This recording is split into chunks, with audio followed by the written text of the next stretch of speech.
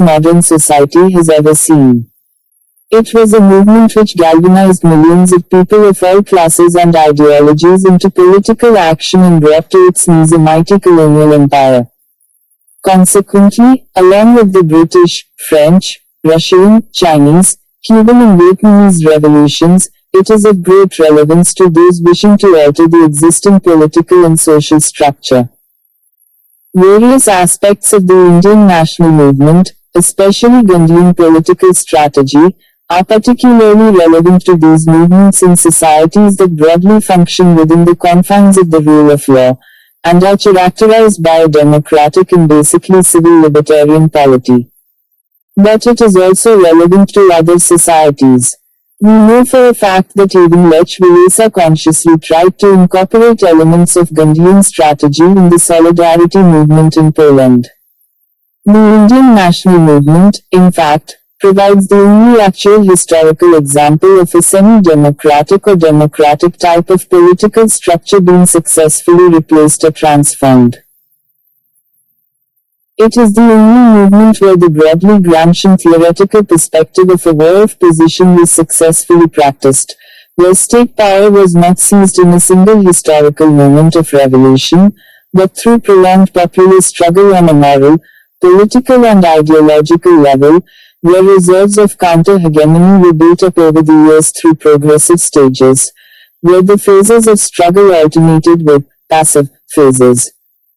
The Indian national movement is also an example of how the constitutional space offered by the existing structure could be used without getting co-opted by it. It did not completely reject this space, as such rejection in democratic societies entails heavy costs in terms of hegemonic influence and often leads to isolation, but entered it and used it effectively in combination with non-constitutional struggle to overthrow the existing structure. The Indian national movement is perhaps one of the best examples of the creation of an extremely wide movement with a common aim in which diverse political and ideological currents could coexist and work, and simultaneously continue to contend for overall ideological and political hegemony over it.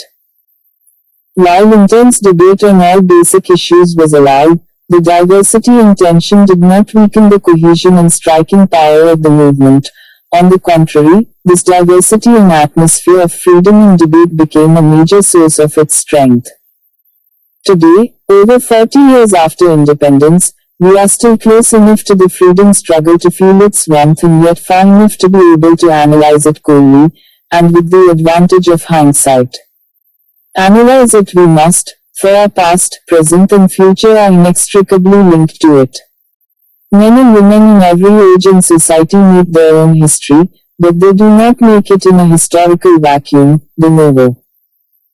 Their efforts, however innovative, at finding solutions to their problems in the present and charting out their future, are guided and circumscribed, molded and conditioned, by their respective histories, their inherited economic, political and ideological structures.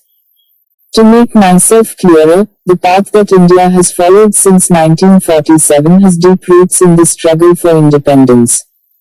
The political and ideological features, which have had a decisive impact on post-independence development, are largely a legacy of the freedom struggle. It is a legacy that belongs to all the Indian people, regardless of which party or group they belong to now. For the party, which led this struggle from 1885 to 1947 was not then a party but a movement, all political trends from the right to the left were incorporated in it. What are the outstanding features of the freedom struggle? A major aspect is the values and modern ideals on which the movement itself was based and the broad socio-economic and political vision of its leadership. This vision was that of a democratic, civil libertarian and secular India, based on a self-reliant, egalitarian social order and an independent foreign policy. The movement popularized democratic ideas and institutions in India. The nationalists fought for the introduction of a representative government on the basis of popular elections and demanded that elections be based on adult franchise. The Indian National Congress was organized on a democratic basis and in the form of a parliament.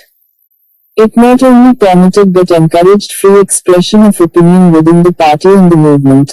Some of the most important decisions in its history were taken after heated debates and on the basis of open voting. From the beginning, the nationalists fought against attacks by the state on the freedoms of the press, expression and association, and made the struggle for these freedoms an integral part of the national movement.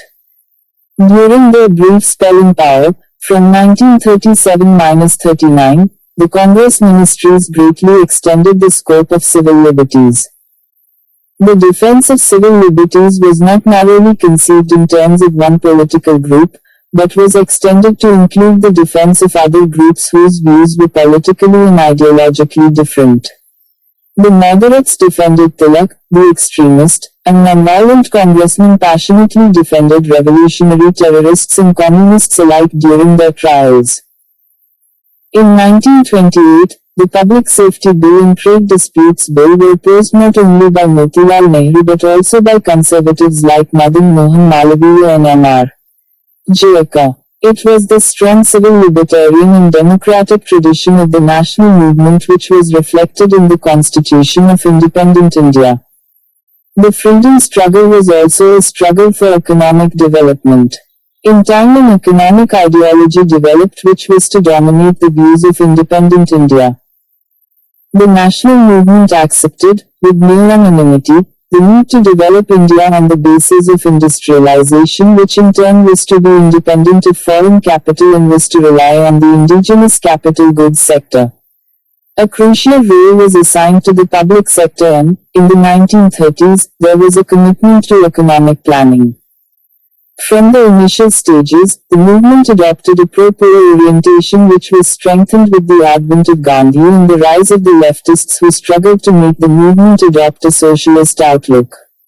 The movement also increasingly moved towards a program of radical agrarian reform.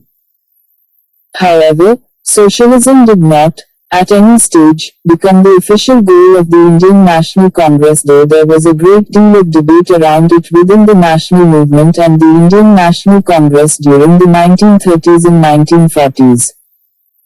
For various reasons, despite the existence of a powerful leftist trend within the nationalist mainstream, the dominant vision within the Congress did not transcend the parameters of a capitalist conception of society.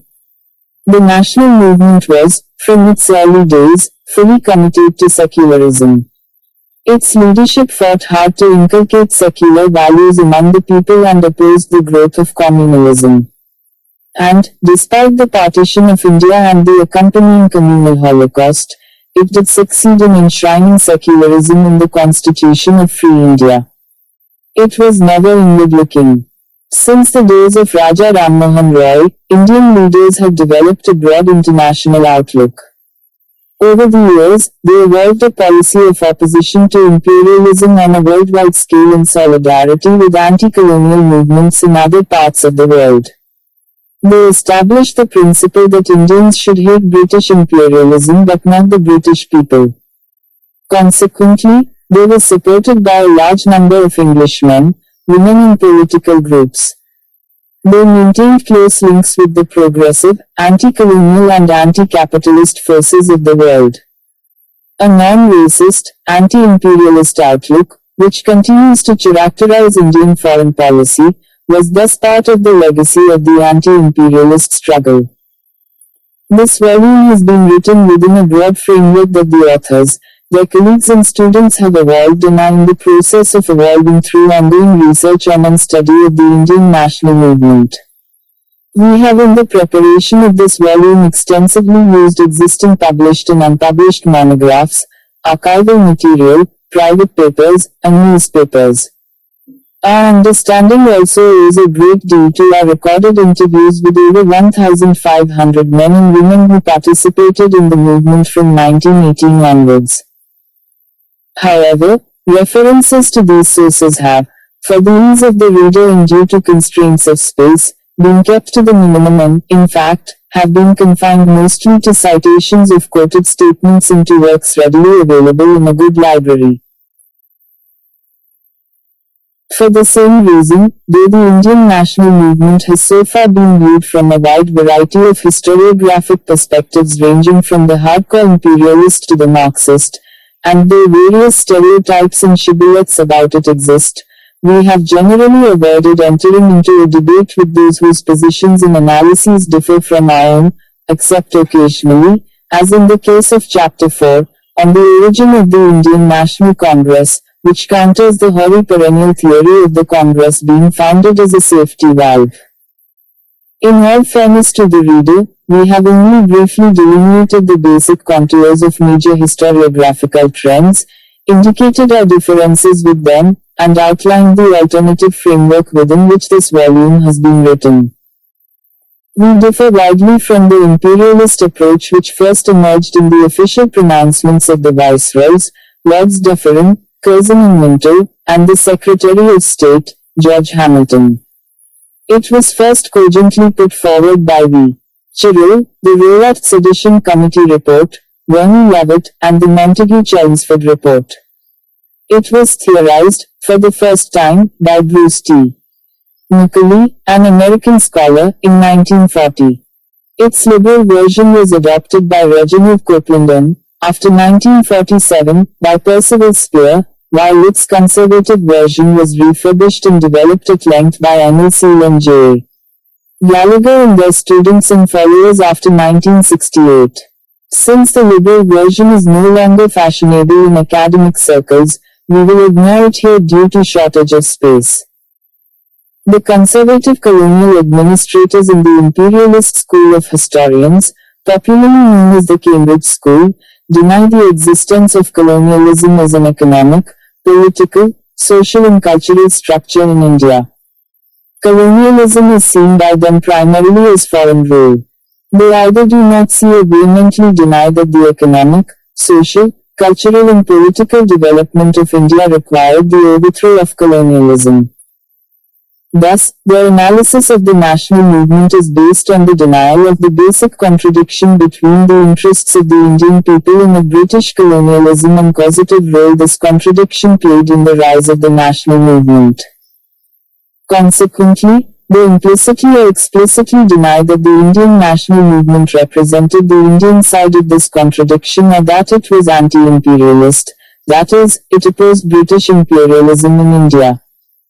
They see the Indian struggle against imperialism as a mock battle, mimic warfare, a Dussehra duel between two hollow statues, locked in motiveless and simulated combat.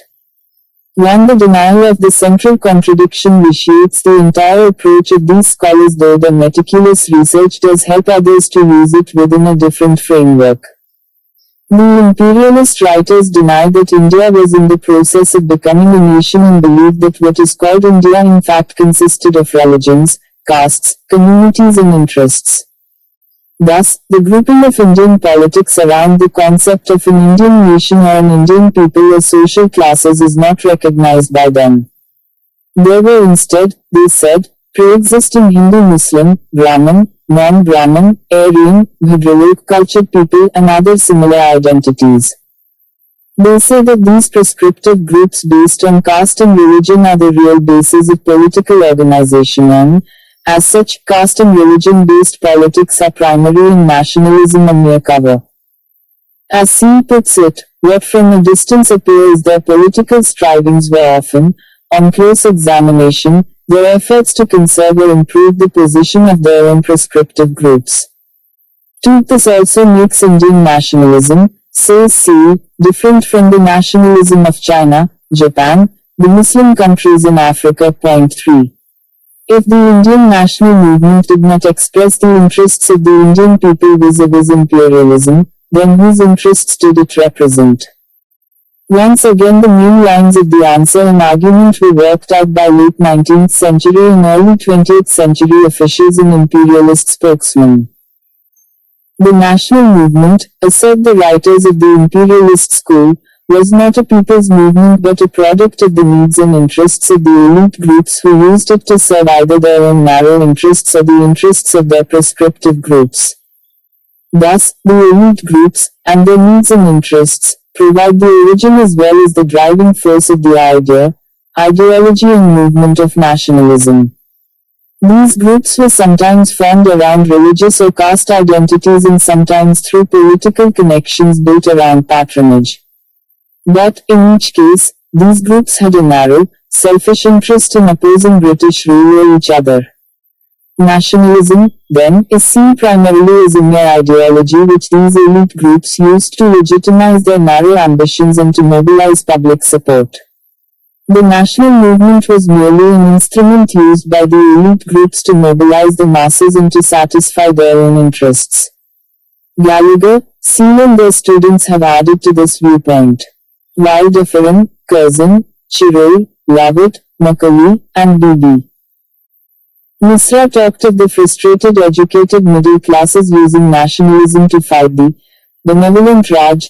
Seal develops a parallel view, as found in Chirol in the Rowlatt Committee report, that the national movement represented the struggle of one Indian elite group against another for British favours. As he puts it, it is misleading to view these native mobilizations as directed chiefly against foreign overlordship. Much attention has been paid to the apparent conflicts between imperialism and nationalism. It would be at least equally profitable to study their real partnership. Point forth the main British contribution to the rise and growth of the national movement, then, was that British rule sharpened mutual jealousies and struggles among Indians and created new fields and institutions for their mutual rivalry. See, Gallagher and their students also extended the basis on which the elite groups were formed. They followed and added to the viewpoint of the British historian Lewis Namier and contended that these groups were formed on the basis of patron-client relationships. They theorized that, as the British extended administrative, economic and political power to the localities and provinces, local potentates started organizing politics by acquiring clients and patrons whose interests they served, and who in turn served their interests. Indian politics began to be formed through the links of this patron-client chain. Gradually, bigger leaders emerged who undertook to act as brokers to link together the politics of the local potentates, and eventually, because British rule encompassed the whole of India, all India brokers emerged. To operate successfully, these all India brokers needed province-level brokers at the lower levels, and needed to involve clients in the national movement. The second-level leaders are also described as subcontractors. Seal says the chief political brokers were Gandhi, Nehru, and Patel. And according to these historians, the people themselves, those whose fortunes were affected by all this power brokering, came in only in 1918. After that, we are told, their existential grievances such as war, inflation, disease, drought or depression, which had nothing to do with colonialism, were cleverly used to bamboozle them into participating in this factional struggle of the potentates. Thus, this school of historians treats the Indian national movement as a cloak for the struggle for power between various sections of the Indian elite, and between them and the foreign elite, thus effectively denying its existence and legitimacy as a movement of the Indian people for the overthrow of imperialism and for the establishment of an independent nation-state. Categories of nation, class, mobilization, ideology, etc., which are generally used by historians to analyze national movements and revolutionary processes in Europe, Asia and Africa are usually missing from their treatment of the Indian national movement. This view not only denies the existence of colonial exploitation and underdevelopment, and the central contradiction, but also any idealism on the part of those who sacrificed their lives for the anti-imperialist cause. As S. Gopal has put it, Namier was accused of taking the mind out of politics. This school has gone further and taken not only the mind but decency, character, integrity and selfless commitment out of the Indian national movement. 5. Moreover, it denies any intelligent or active role to the mass of workers, peasants, lower middle class and women in the anti-imperialist struggle. They are treated as a child people or dumb creatures who have no perception of their needs and interests.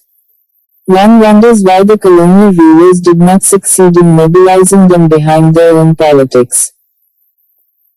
A few historians have of late initiated a new trend, described by its proponents as subaltern, which dismisses all previous historical writing, including that based on a Marxist perspective, as elite historiography, and claims to replace this old, blinkered, historiography with what it claims is a new people's or subaltern approach. For them, the basic contradiction in Indian society in the colonial epoch was between the elite, both Indian and foreign, on the one hand, and the subaltern groups, on the other, and not between colonialism and the Indian people. They believed that the Indian people were never united in a common anti-imperialist struggle, that there was no such entity as the Indian national movement. Instead, they assert that there were two distinct movements or streams, the real anti-imperialist stream of the subalterns and the bogus national movement of the elite. The elite stream, led by the official leadership of the Indian National Congress, was little more than a cloak for the struggle for power among the elite. The subaltern school's characterization of the national movement bears a disturbing resemblance to the imperialist and neo-imperialist characterization of the national movement, the only difference being that, while neo-imperialist historiography does not split the movement but characterizes the entire national movement in this fashion, subaltern historiography first divides the movement into two and then accepts the neo-imperialist characterization for the elite stream.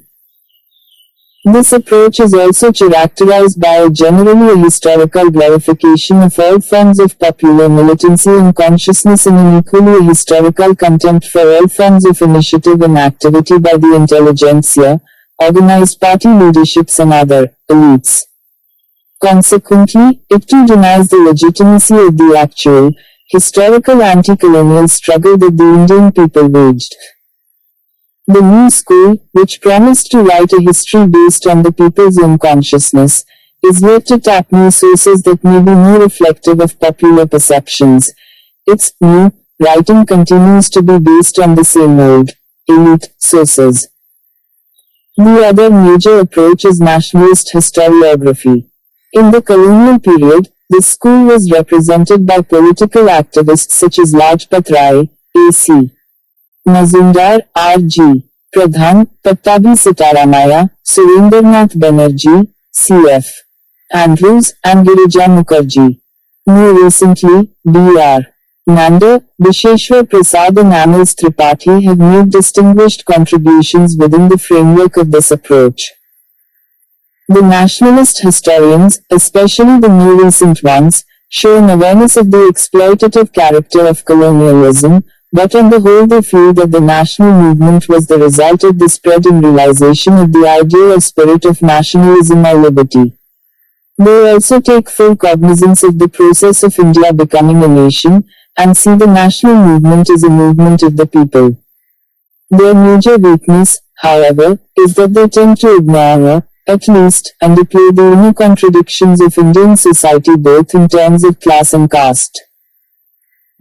They tend to ignore the fact that while the national movement represented the interests of the people or nation as a whole, that is, of all classes vis-a-vis colonialism, it only did so from a particular class perspective, and that, consequently, there was a constant struggle between different social, ideological perspectives for hegemony over the movement.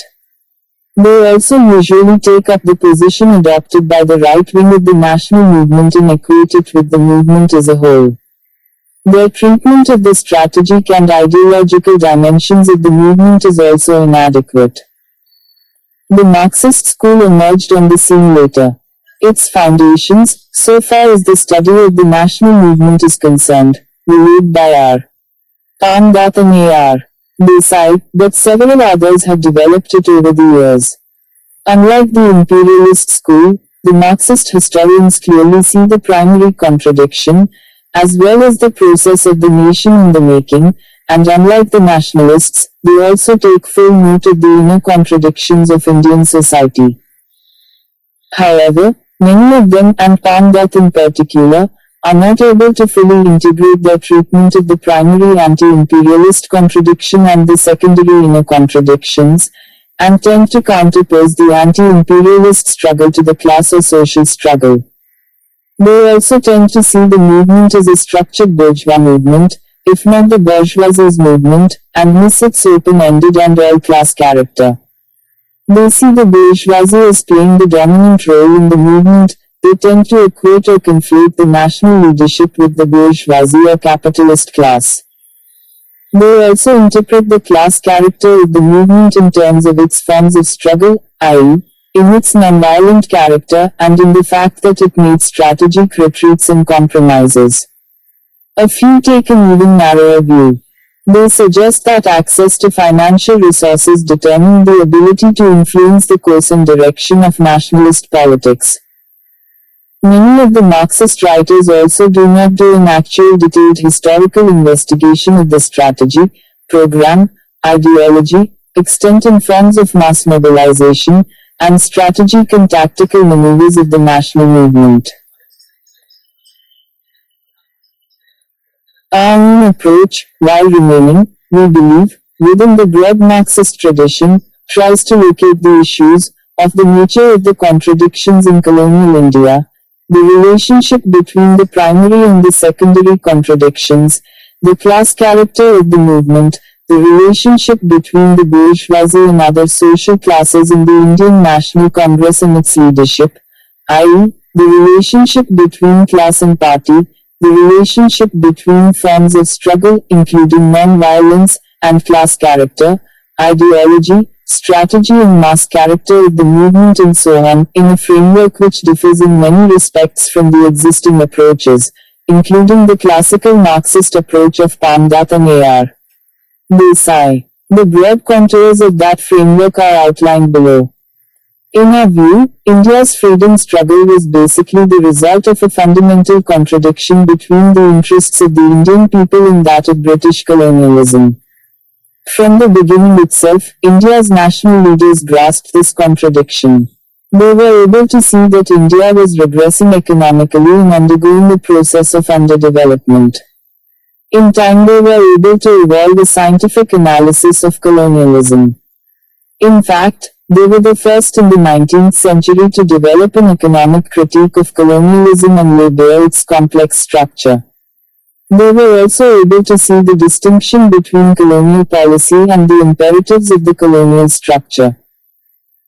Taking the social experience of the Indian people as colonized subjects and recognizing the common interests of the Indian people vis-a-vis colonialism, the national leaders gradually evolved a clear-cut anti-colonial ideology on which they based the national movement. This anti-colonial ideology and critique of colonialism were disseminated during the mass phase of the movement. The national movement also played a pivotal role in the historical process through which the Indian people got formed into a nation or people. National leaders from Dadabhai Naoroji, Surendranath Banerjee and Tilak to Gandhiji and Nehru accepted that India was not yet a fully structured nation but a nation in the making, and that one of the major objectives and functions of the movement was to promote the growing unity of the Indian people through a common struggle against colonialism. In other words, the national movement was seen both as a product of the process of the nation in the making and as an active agent of the process. This process of the nation in the making was never counterposed to the diverse regional, linguistic and ethnic identities in India. On the contrary, the emergence of a national identity and the flowering of other narrower identities were seen as processes deriving strength from each other. The pre-nationalist resistance to colonial rule failed to understand the twin phenomena of colonialism and the nation in the making. In fact, these phenomena were not visible, or available to be grasped, on the surface. They had to be grasped through hard analysis. This analysis and political consciousness based on it were then taken to the people by intellectuals who played a significant role in arousing the inherent, instinctive, nascent, anti-colonial consciousness of the masses. As explained in Chapter 38, the Indian national movement had a certain specific, though theorized, strategy of struggle within which its various phases and forms of struggle were integrated, especially after 1918. This strategy was formed by the waging of hegemonic struggle for the minds and hearts of the Indian people. The purpose was to destroy the two basic constituents of colonial hegemony * or the belief system through which the British secured the acquiescence of the Indian people in their rule. That British rule was benevolent or for the good of the Indians and that it was invincible or incapable of being overthrown. Replying to the latter aspect, Jawaharlal Nehru wrote in The Discovery of India, the essence of his Gandhiji's teaching was fearlessness. Not merely bodily courage but the absence of fear from the mind. But the dominant impulse in India under British rule was that of fear, pervasive, oppressing, strangling fear, fear of the army, the police, the widespread secret service, fear of the official class, fear of laws meant to suppress and of prison, fear of the landlord's agents, fear of the money lender, fear of unemployment and starvation, which were always on the threshold. It was against this all-pervading fear that Gandhiji's quiet and determined voice was raised, "Be not afraid." And how was nationalist hegemony to be evolved? In the case of a popular anti-imperialist movement, we believe, the leadership, acting within a particular ideological framework, exercises hegemony by taking up the anti-colonial interests of the entire colonized people and by unifying them by adjusting the class interests of the different classes, strata and groups constituting the colonized people. The struggle for ideological hegemony within a national movement pertains to changing the relative balance of advantages flowing from such adjustment and not to the question of adjustment itself. In the colonial situation, the anti-imperialist struggle was primary and the social, class and caste struggles were secondary, and, therefore, struggles within Indian society were to be initiated and then compromised rather than carried to an extreme, with all mutually hostile classes and castes making concessions. Further, the nationalist strategy alternated between phases of massive mass struggle which broke existing laws and phases of intense political agitational work within the legal framework. The strategy accepted that mass movements by their very nature had ups and downs, troughs and peaks, for it was not possible for the vast mass of people to engage continuously in a long drawn-out extra-legal struggle that involved considerable sacrifice. This strategy also assumed freedom struggle advancing through stages, though the country was not to advance to freedom till the threshold of the last stage was crossed. Constructive work organized around the promotion of Khadi, national education, Hindu-Muslim unity, the boycott of foreign cloth and liquor, the social upliftment of the Harijan, low caste, untouchables, and tribal people in the struggle against untouchability, formed an important part of nationalist strategy especially during its constitutional phases. This strategy also involved participation in the colonial constitutional structure without falling prey to it or without getting co-opted by it. And what was the role of non-violence? It was not, we believe, a mere dogma of Gandhiji nor was it dictated by the interests of the propertied classes. It was an essential part of a movement whose strategy involved the waging of a hegemonic struggle based on a mass movement which mobilized the people to the widest possible extent. The nationalist strategy of a war of position, of hegemonic struggle, was also linked to the semi-hegemonic or legal authoritarian character of the colonial state which functioned through the rule of law, a rule-bound bureaucracy and a relatively independent judiciary while simultaneously enacting and enforcing extremely repressive laws and which extended a certain amount of civil liberties in normal times and curtailed them in periods of mass struggle. It also constantly offered constitutional and economic concessions though it always retained the basics of state power in its own hands. Seen from this point of view, the peaceful and negotiated nature of the transfer of power in 1947 was no accident, nor was it the result of a compromise by a tired leadership, but was the result of the character and strategy of the Indian national movement, the culmination of a war of position where the British recognized that the Indian people were no longer willing to be ruled by them and the Indian part of the colonial apparatus could no longer be trusted to enforce a rule which the people did not want. The British recognized that they had lost the battle of hegemony, a war of position, and decided to retreat rather than make a futile attempt to rule such a vast country by threat of a sword that was already breaking in their hands. Seen in this strategic perspective, the various negotiations and agreements between the rulers and the nationalist leadership, the retreat of the movement in 1922 and 1934, the compromise involved in the Gandhi-Irvin Pact and the working of constitutional reforms after 1922 and in 1937 also had to be evaluated differently from that done by writers such as R. Ramdath. This we have done in the chapters dealing with these issues. The Indian national movement was a popular, multi-class movement. It was not a movement led or controlled by the bourgeoisie, nor did the bourgeoisie exercise exclusive influence over it. Moreover, its multi-class, popular, and open-ended character meant that it was open to the alternative hegemony of socialist ideas. The national movement did, in fact, undergo constant ideological transformation.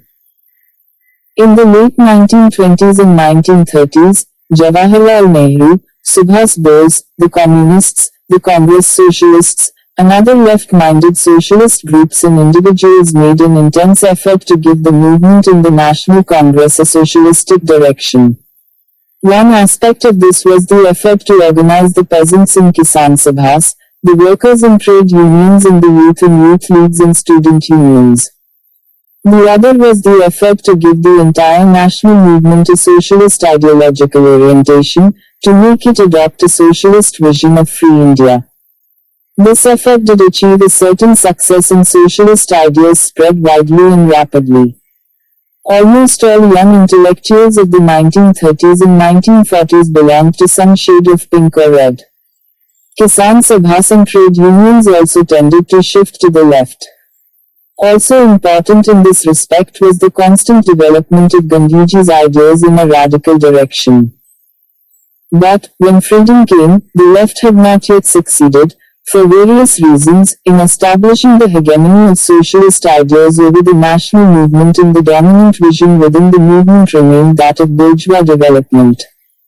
Thus, we suggest, the basic weakness of the movement was located in its ideological structure.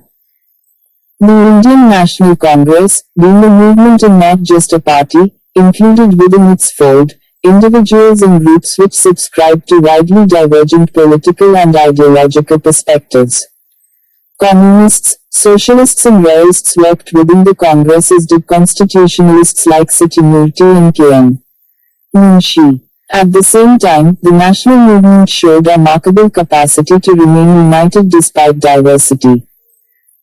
A lesson was learned from the disastrous split of 1907 and the moderates and extremists, constitutionalists and non-constitutionalists and leftists and rightists did not split the Indian National Congress thereafter, even in the gravest crises. There were, of course, many other streams flowing into the swelling river of India's freedom struggle. The Indian National Congress was the mainstream but not the only stream.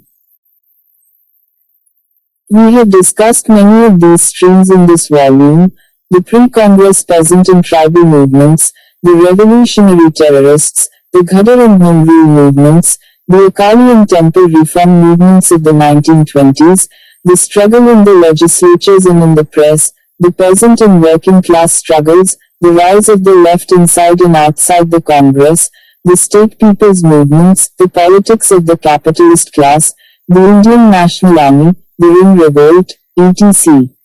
We have, as a matter of fact, devoted nearly half of this volume to political movements which formerly happened outside the Congress. But we do not treat these non-Congress movements as parallel streams, as some have maintained. Though they were outside the Congress, most of them were not really separate from it.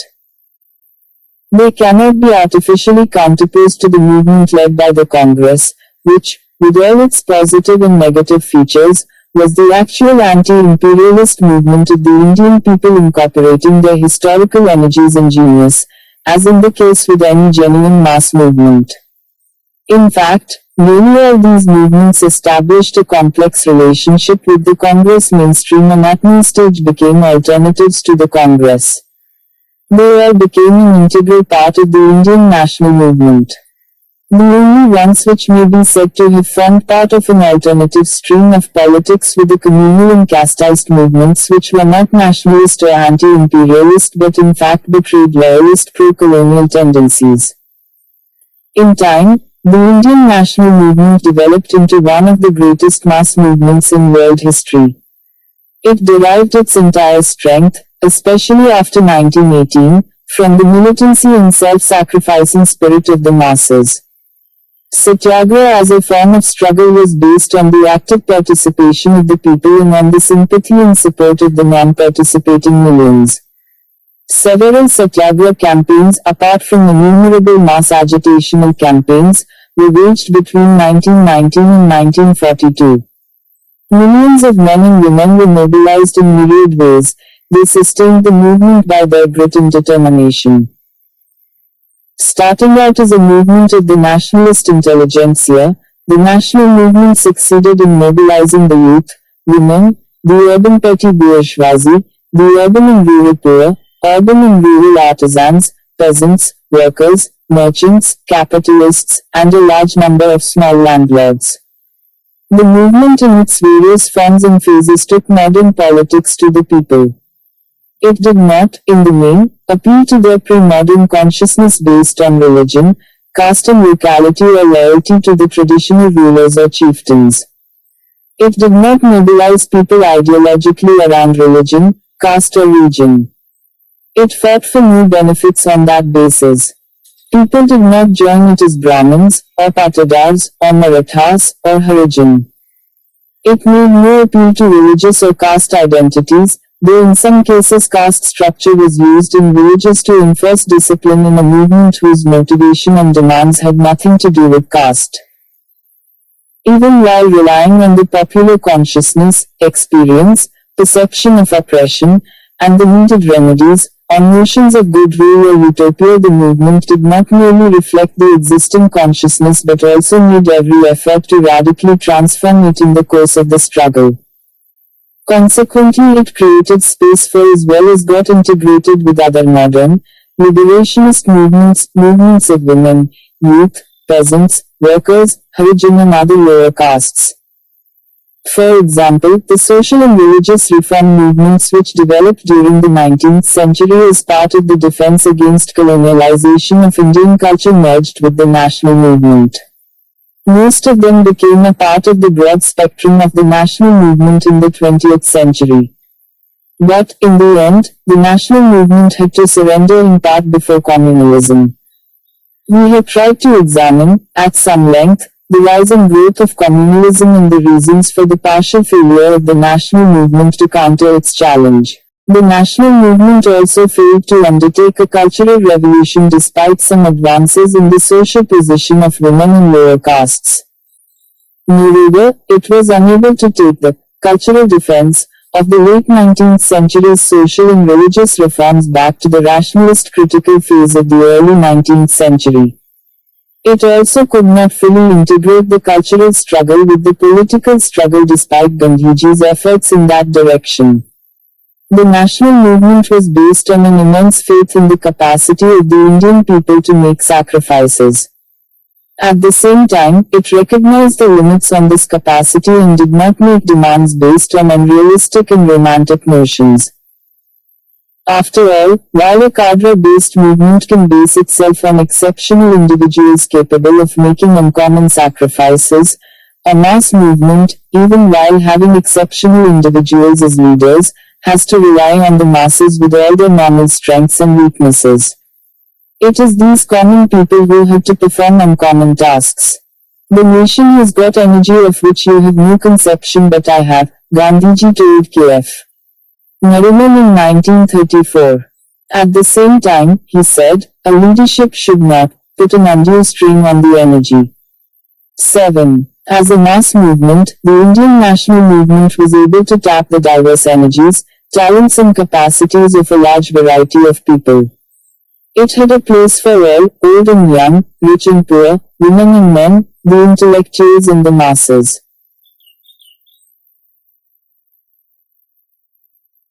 People participated in it in varied ways, from jail-going satyagraha and picketing to participation in public meetings and demonstrations, from going on hartals and strikes to cheering the jatas of Congress volunteers from the sidelines, from voting for nationalist candidates in municipal, district, provincial and central elections to participating in constructive programs, from becoming for and not 25 paise members of the Congress to wearing khadi and a Gandhi cap, from contributing funds to the Congress to feeding and giving shelter to Congress agitators, from distributing and reading the Young India and the Harijan or the illegal patrikas, bulletins to staging and attending nationalist dramas and poetry festivals, and from writing and reading nationalist novels, poems and stories to walking and singing in the Prabhat Feri's parties making rounds of a town or part of it. The movement and the process of mass mobilization were also an expression of the immense creativity of the Indian people. They were able to give a full play to their innovativeness and initiative. The movement did not lack exceptional individuals, both among leaders and followers. It produced thousands of martyrs. But as heroic were those who worked for years, day after day, in an unexciting, humdrum fashion, forsaking their homes and careers, and losing their lands and very livelihood, whose families were often short of daily bread and whose children went without adequate education or health care. Relying basically on Gramsci, we have used the concept of hegemony in an amended form since exercise of hegemony in a colonial society both by the colonial rulers and the opposing anti-imperialist forces occurs in a context different from an independent capitalist society. The concept of hegemony, as used by us, means exercise of leadership as opposed to pure domination. More specifically, it relates to the capacity of, as also the strategy through which, the rulers or dominant classes or leadership of popular movements organize consent among the ruled or the followers and exercise moral and ideological leadership over them. According to Gramsci, in the case of class hegemony, the hegemonic class is able to make compromises with a number of allied classes by taking up their causes and interests and thus emerges as the representative of the current interests of the entire society. It unifies these allies under its own leadership through a web of institutions, social relations and ideas. The Gramscian concept of hegemony is of course opposed to an economistic notion of movements and ideologies which concentrate primarily on immediate class interests in politics and ideology and tend to make a direct correlation between the two and sometimes even to derive the latter from the former.